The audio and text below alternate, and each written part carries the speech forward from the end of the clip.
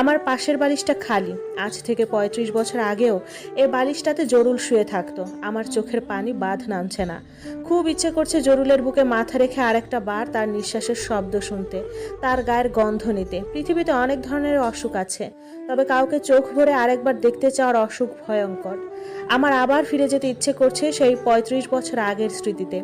আমি হাসি, তখন ছিলাম ২১ বছরের এক তরুণী। হাসি খুশিতে মেতে থাকতাম। আর ঠিক তখনই পরিচয় হয় জরুলের সাথে।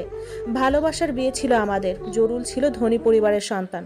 ৬-৭ জন ছিল তাদের ঘরের কাজের লোক। তখনকার আমলের ২ তলা বিল্ডিং ছিল তাদের। আমিও ধনী পরিবারের সন্তান ছিলাম।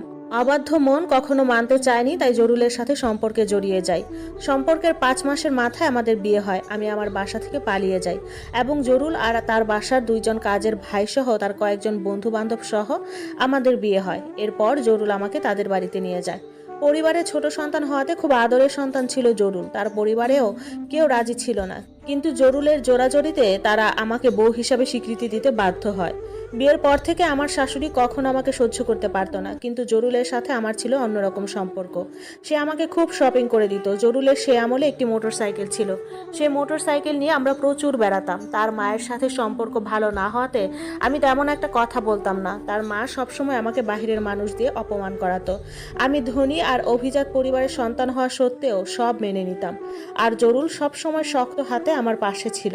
জরুলের একটি বন্ধুর মতো ভাই ছিল। সে বয়সে জরুলদের থেকে বড় হবে।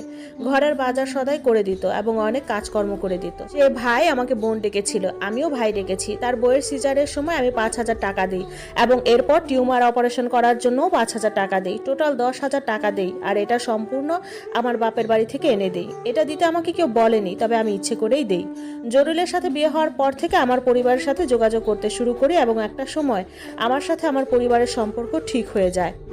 আমার মা আমার জন্য আসবাবপত্র পাঠায়। জরুলের রুমে এবং ঘরে যে আসবাবপত্রগুলো আছে এখনও সেগুলো আমার মায়ের দেওয়া। জরুলকে যেদিন প্রথম আমাদের বাড়িতে নিয়ে যায় সেদিন আমার মা তার মুখ দেখে একটা সোনার চেইন দেয়।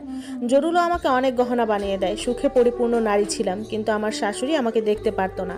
আমি সবসময় চেষ্টা করতাম তার মন জয় করার, কিন্তু পসিবল হয়নি। আমাদের পুকুরের মাছ হতে শুরু করে তেল হতে শুরু করে পেঁয়াজ কাঁচামরিচ পর্যন্ত আমাদের বাড়ি থেকে আমার মা দিত, আর আমিও আনতাম। অবশ্যই এসব জরুলদের বাড়িতে কেউ দিতে বলতো না, কিন্তু তারপরেও আনতাম। চেষ্টা করতাম এসব এনে হলেও শাশুড়ির সাথে সম্পর্ক ভালো করা যায় কিনা, কিন্তু কখনো যায়নি।